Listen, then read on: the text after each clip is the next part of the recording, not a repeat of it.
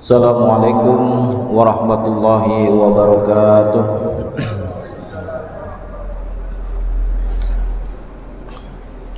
Alhamdulillahilladzi an'ama alaina wa hadana ala dinil Islam.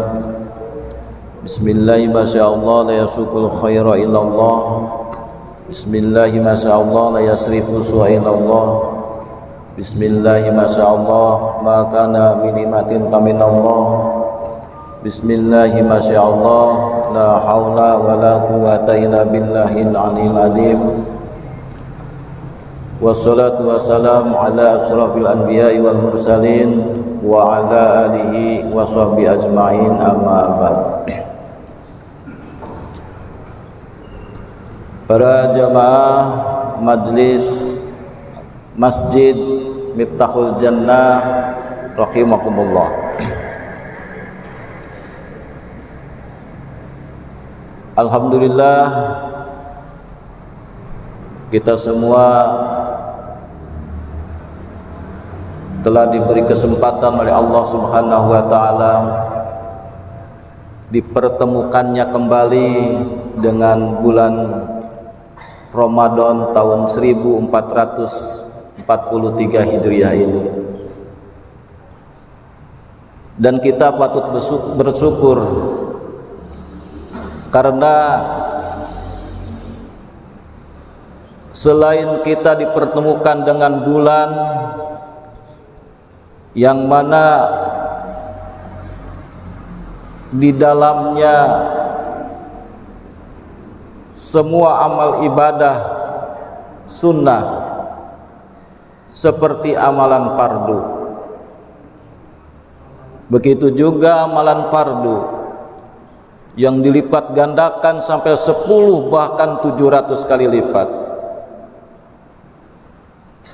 Dan juga di dalamnya ada Lailatul Qadar. Dan doa-doa dikabulkan,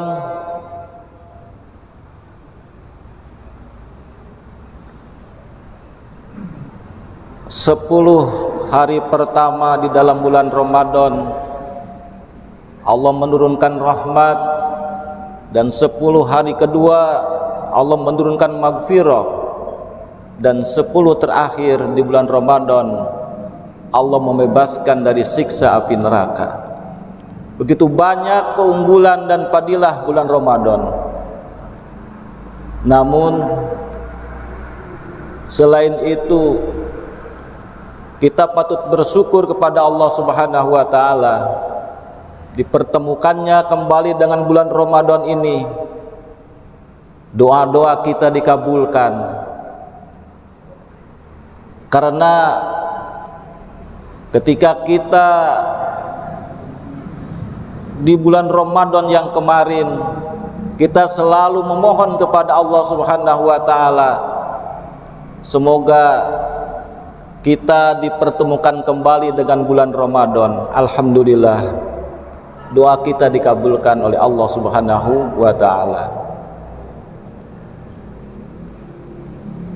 Selain itu pula bahwa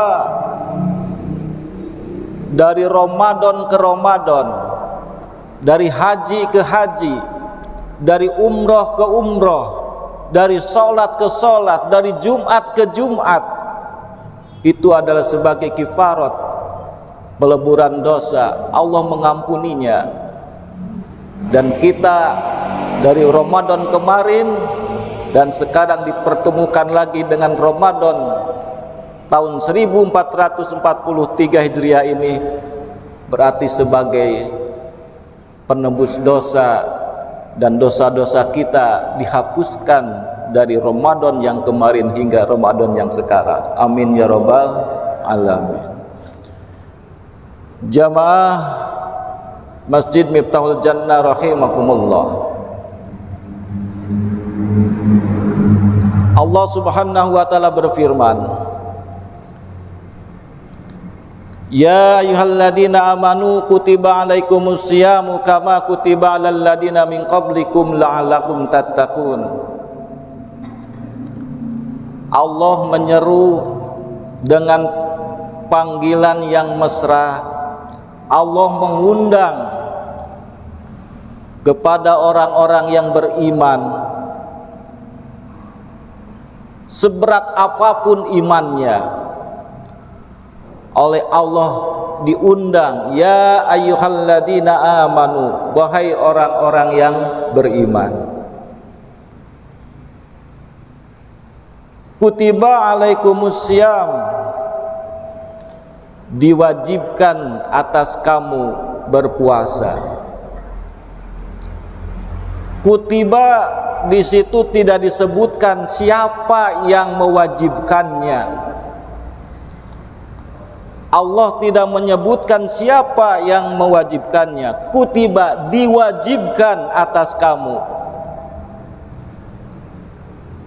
Karena begitu pentingnya yang akan diperintahkan kepada manusia, bahkan sampai pentingnya perintah itu, andaikan Allah tidak memerintahkan berpuasa, maka manusia pun akan berpuasa. Seperti orang-orang Mesir kuno, sebelum ada perintah puasa dengan petunjuk ilahi, mereka sudah berpuasa. Bahkan yang beragama Buddha, Hindu, Kristen, Yahudi, mereka berpuasa. Contoh kecilnya, kalau ada seseorang yang sakit, terus dia sakitnya itu harus dioperasi, maka dianjurkan oleh sang dokter untuk berpuasa. Saking pentingnya berpuasa untuk manusia. Bahkan Rasulullah pun bersabda bahwa berpuasalah karena puasa itu menyehatkan.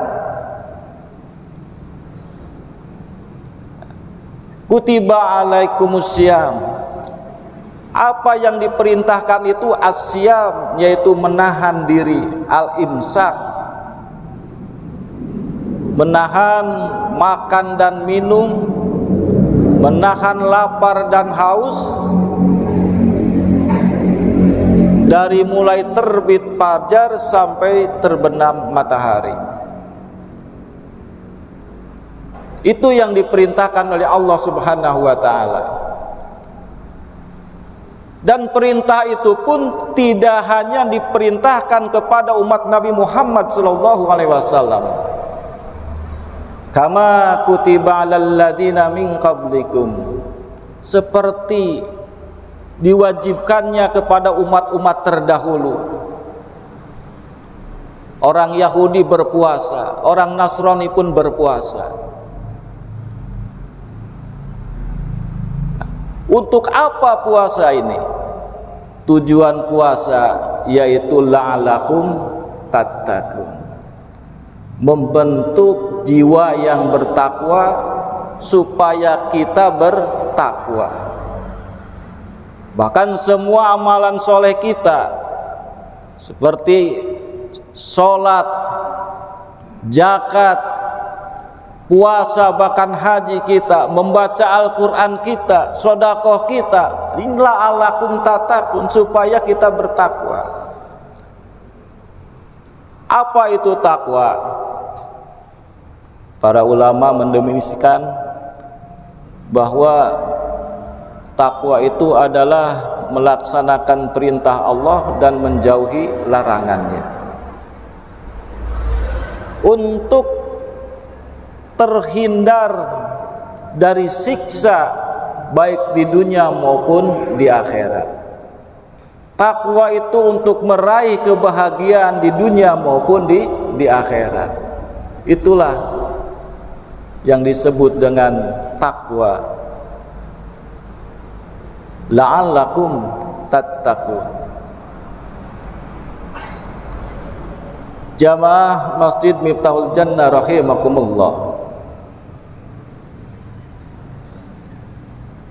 Ketika kita diperintahkan berpuasa.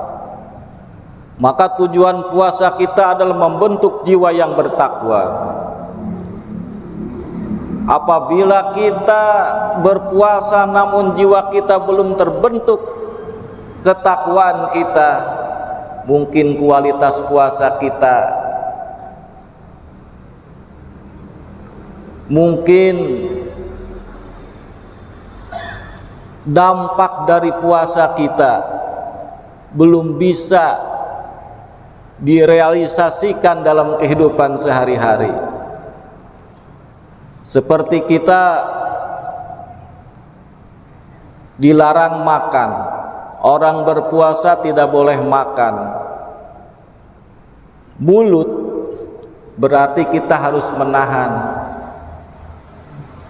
dari sifat-sifat duniawiyah, dari makanan, minuman. Begitu juga ketika kita berpuasa, mulut kita harus berhenti dari berbuat maksiat.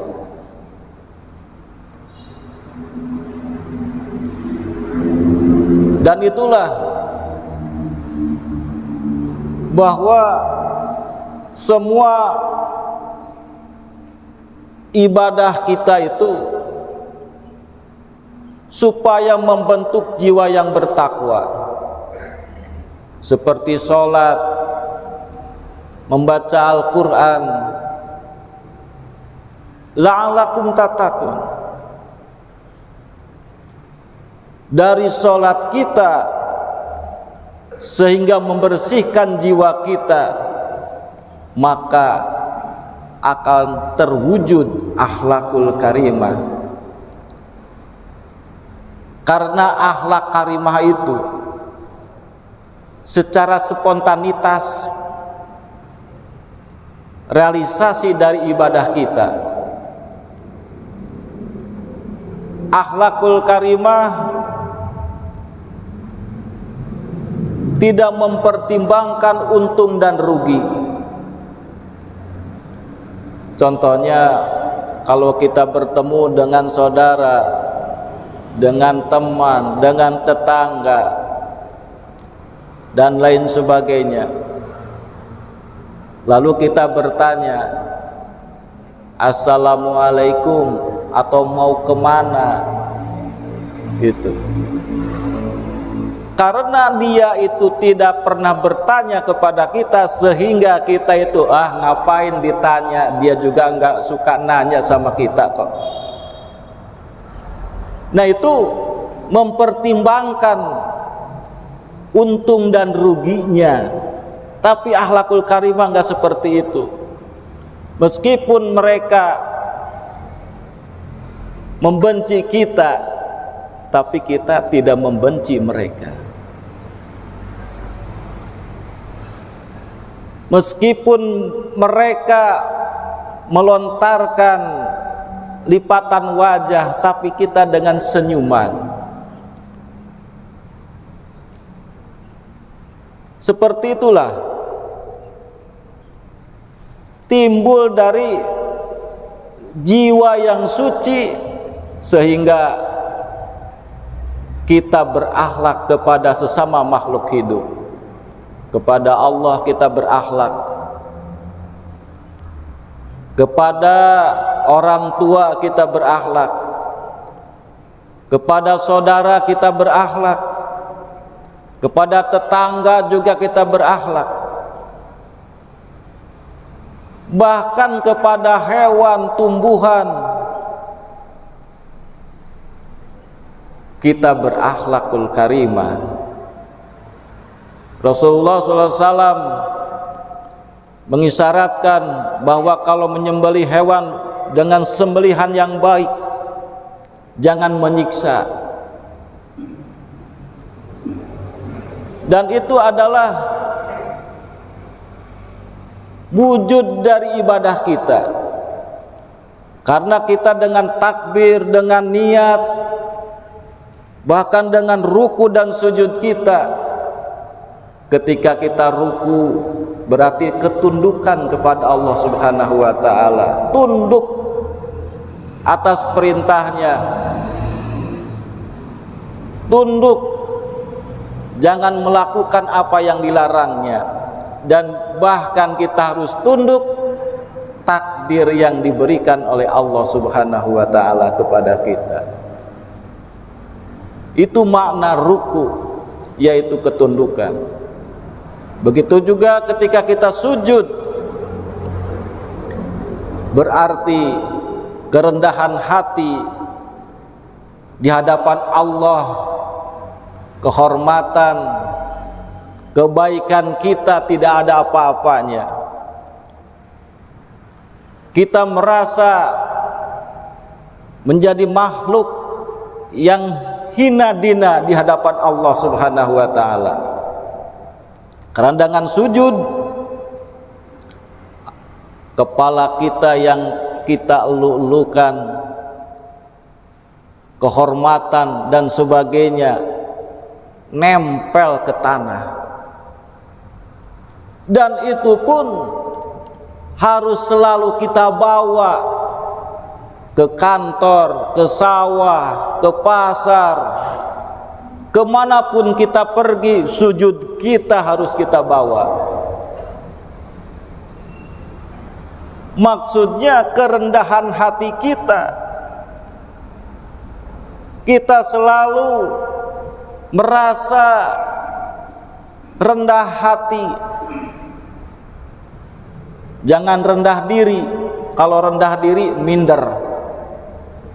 Tapi rendah hati. Jangan merasa diri kita lebih baik daripada orang lain.